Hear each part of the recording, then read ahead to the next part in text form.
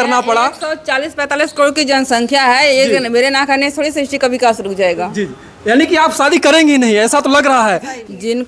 जिनको उसमें मजा आ रहा है उनको क्या बताएं उनको खुद समझ में आना चाहिए कि हमें किस चीज से एलर्जी होनी चाहिए। नहीं है नहीं, फिर क्यों हर लड़कियां तो चाहती हैं हमारे जल्द से जल्द शादी हो। तो बेवकूफ होती हैं वो। जी। मैं आचार्य प्रशांत जी को सुनती हूँ। जी जी जी जी। हाँ। क्या सुनती है, कुछ फार्मूला बता दीजिए, क्योंकि देखिए तमाम लड़कियां बेचारी प्यार मोहब्बत में फंस कर अपनी जिंदगी बर्बाद कर लेती हैं। प्लीज अर्चना जी, आपकी बातों से बहुत संदेश बढ़ा जाएगा। अरे वो बेवकूफ होती हैं। आचार्य प्रशांत जी बहुत बड़े एक मोटिवेशनल स्पीकर हैं, हर किसी को उनको सुनना चाहिए, और खास करके लड़कियों को। अपने आप को, अगर आपका दिमाग नहीं अपने आप को पहचान पा रहा है ना, उनके बातों से जरूर पहचान जाएंगे। अगर आपके पास उतनी भी जिसका मुझे था इंतजार, जिसके लिए दिल था बेकरार, ओ घड़ी आ गई।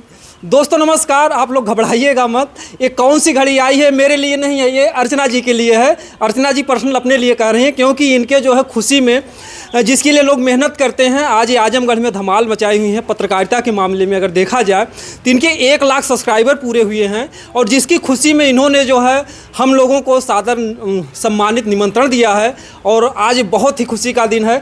इनके लिए वो घड़ी का इंतज़ार था और हमारे लिए इस घड़ी का इंतज़ार था कि हम कभी इनको देखें, क्योंकि आज पहली मुलाकात इनसे है। और अभी तक तो इनको हम वीडियो में देखते थे, लेकिन हमारे लिए भी बहुत धन्यवाद कि मतलब कि आज हमारा भी भाग्य धन्य है, इनका दर्शन हो गया। सबसे पहले आपका हमारे चैनल बहुत बहुत स्वागत है। आप यहाँ पे आए, हम धन्य हो गए, धन्यवाद। ये तो आपकी महानता है, जैसे ब्रह्मा विष्णु महेश है, जब मिलते हैं एक दूसरे का चरण पकड़ते हैं, कोई जान ही नहीं पाता कौन छोटा कौन बड़ा है। तो हमारे भारत की संस्कृति है, लोग एक दूसरे को सम्मान देते हैं। सब्सक्राइबर से भी आप बड़े हैं। नहीं, कोई छोटा कोई बड़ा नहीं है, सब बराबर हैं, भगवान के सब पुत्र बराबर। हाँ बिल्कुल, जी, सारे लोग बराबर ही हैं। सबसे पहले आपका हमारे चैनल पे बहुत बहुत धन्यवाद। जी जी।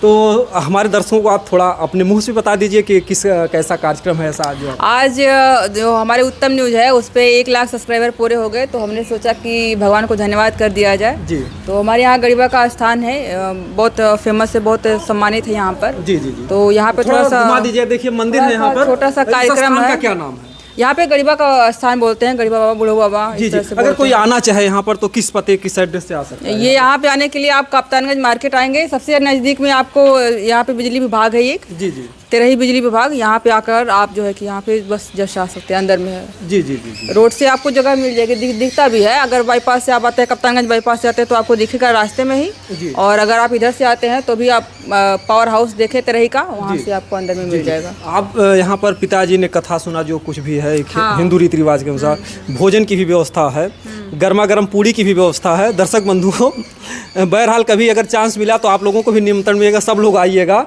लेकिन एक बार फिर आप कोई बड़ा कार्यक्रम करने वाली हो, कब करने वाली हो? जब 1 मिलियन हो जाएगी हमारे तब। 1 मिलियन। तो क्या आपने ऐसा, हर किसी का टारगेट होता है ना 1 मिलियन, सिल्वर आए उसके बाद गोल्ड है, डायमंड में तो 10 मिलियन का ही फर्क रहता है, लगभग 9 मिलियन उसके बाद होंगे, 1 मिलियन के बाद तब जाके अगर डायमंड आएगा। बट 1 मिलियन का जो सफर होता है ना, वो हर किसी को इंतजार। लोग कहते हैं कि कोई बीमारी हो जाती है, दवा दुआ दोनों करना चाहिए।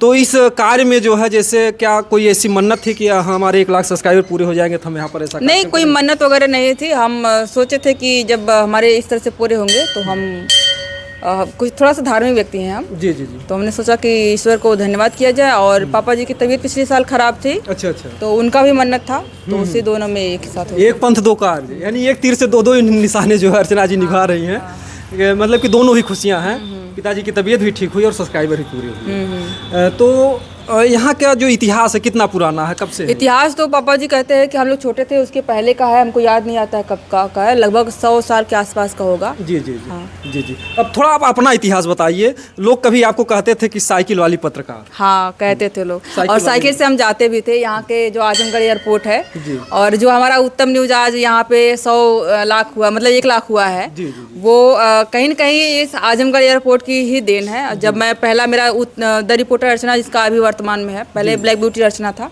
और मैंने उसको एज ए ब्लॉगर स्टार्ट किया था। मैंने पहला ब्लॉग मेरा जो बना हुआ है चैनल पे है भी, यहीं पे सावन का दिन था, पहला सोमवार था, और पहला वीडियो भी यहीं का बना हुआ है। पहला वीडियो यहीं का मैंने ब्लॉगिंग की थी। मैं सावन का सोमवार के पहले दिन में आई थी जल चढ़ाने के लिए, और वहीं से शुरुआत करी थी मैंने ब्लॉगिंग से। ब्लैक ब्यूटी अर्चना था। उसके बाद जब आजमगढ़ एयरपोर्ट शुरू हुआ तो उसमें न्यूज़ मैं फिर करने लगी, क्योंकि ब्लॉगिंग में कुछ हो नहीं रहा था। तो वो द ब्लैक ब्यूटी अर्चना बताने में थोड़ा सा अच्छा नहीं लगता, ये ब्लॉगिंग टाइप कुछ चैनल हो गया ना। तो फिर मैंने उसको चेंज करके फिर उत्तम न्यूज दूसरा चैनल बनाया। उसके बाद सब जब उस पर 20,000 सब्सक्राइबर हो गए तो उसको द रिपोर्टर। आप एक नहीं दो चैनल की मालिक हैं। हाँ, दो। ये देखिए दो चैनल की मालिक हैं। और इस अगर आजमगढ़ ज़िले में देखा जाए तो सबसे बड़ा चैनल अगर रिपोर्टिंग के माध्यम देखा जाए तो महिलाओं में आपका ही है। तो ये कैसे विचार पैदा हुआ कि हम रिपोर्टिंग करेंगे? क्योंकि आपको ये पता है कि लड़कियों को बाहर आना जाना, ये ग्राउंड रिपोर्टिंग में दूर दराज आना जाना पड़ता है। तो कैसे आपने ऐसा सिद्धांत सोचा कि हम रिपोर्टिंग करेंगे? कैसे?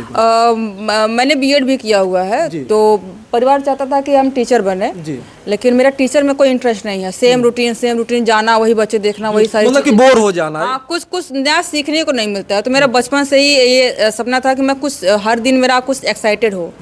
और हाँ, कुछ अलग लोगों से मिलना हो, अलग अलग चीज़ें देखनी हो, अलग अलग चीज़ें एक्सपीरियंस करनी हो।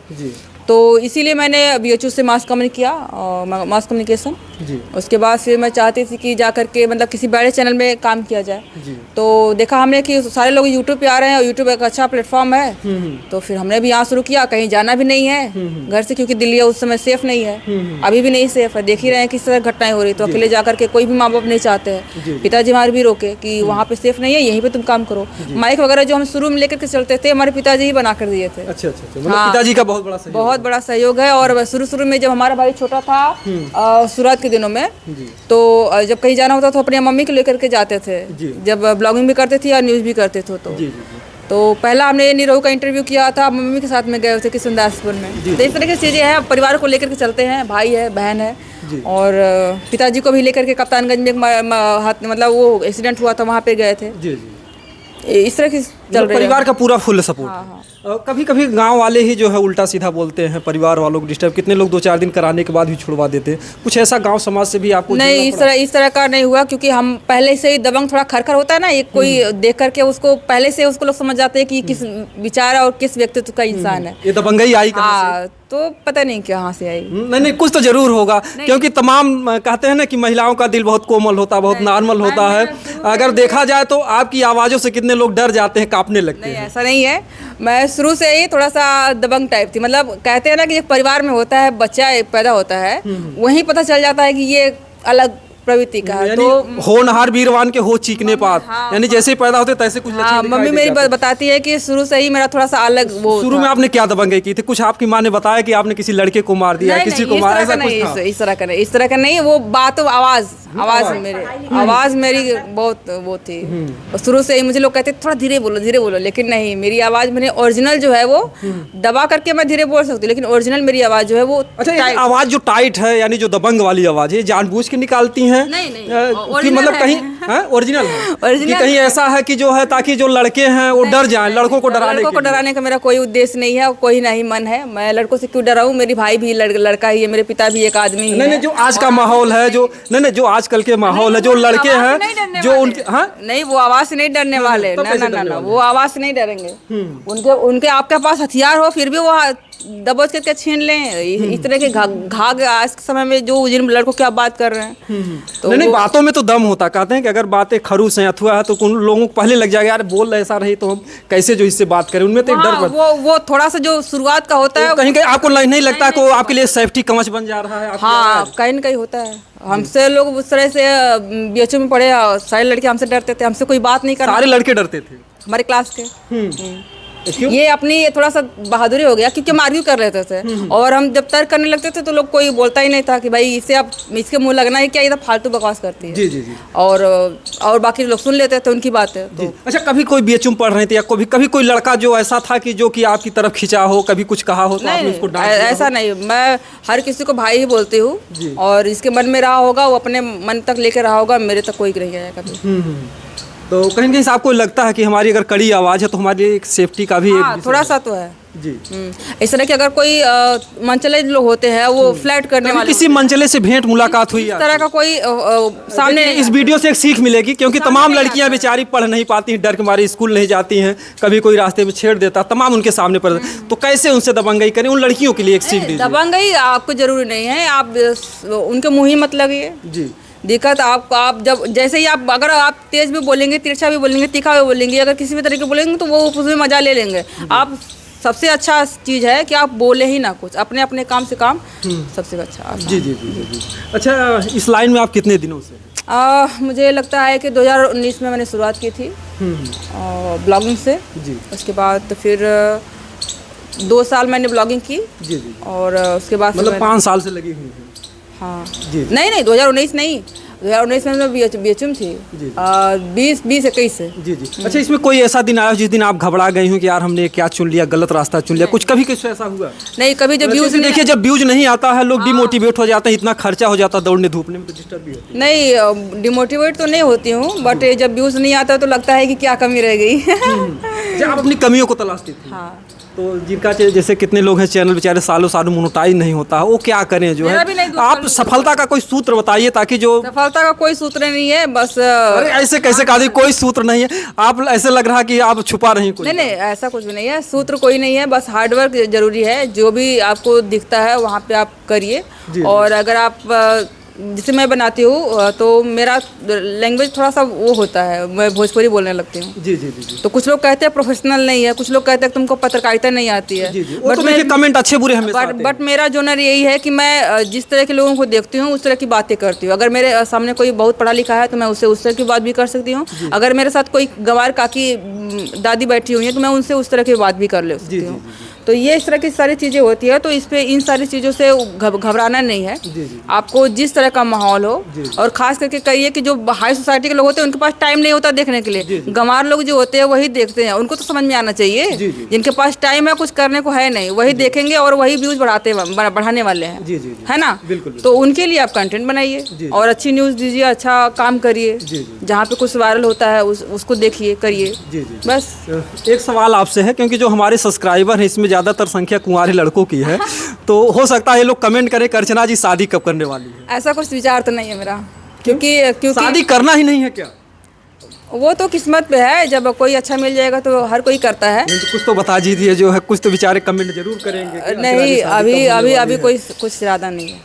अभी नहीं, अभी मिलियन हो जाएगा तब। मिलियन होने के बाद तो मतलब ये संकल्प है मिलियन हो जाएंगे तब आप नहीं, शादी संकल्प करेंगे? बंकल्प कुछ नहीं है, करना ही नहीं है। मतलब एक होता है ना कि आपको एक लिस्ट में एक वो भी होता है। जी जी।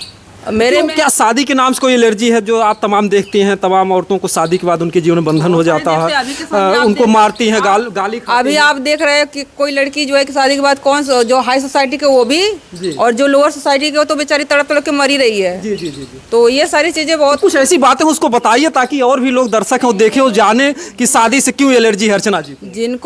जिनको उसमें मजा आ रहा है उनको क्या बताएं। उनको खुद समझ में आना चाहिए कि हमें किस चीज से एलर्जी होनी चाहिए। जी बस नहीं तो कुछ तो बता दीजिए कि आप कुछ मिलियन के बाद आप शादी करेंगी या नहीं करेंगे? आपने संदेह डाल दिया, कुछ तो क्लियर आगे का जैसे क्या सपना है, कैसे, कुछ तो बताइए। सपना मेरा है कि मैं बहुत बड़ी एक पत्रकार बनना चाहती हूँ, एक फर्म खोलना चाहती हूँ जो बेरोजगार लोग हैं वो आकर के काम करें यहाँ पर। जी जी जी। और जैसे द ललन टॉप है उस तरह का अपने देहाती, वो एक प्रोफेशनल है अपने यहाँ का, एक लोकल में उस तरह का कुछ। अच्छा, उस तरीके का बनाने के बाद उसके बाद तब जा करके आप शादी के बारे में? अरे नहीं भाई, शादी उसमें एक बीच पे पड़ा, कभी बीच में आ गया तो हो जाएगी। अगर कोई आ गया हाँ तो कोई अभी कोई है क्या ऐसा कि हाँ जिससे आप शादी नहीं भाई नहीं। क्योंकि देखिए रिपोर्टिंग लाइन में या सिंगिंग लाइन में तमाम ऐसे होते हैं।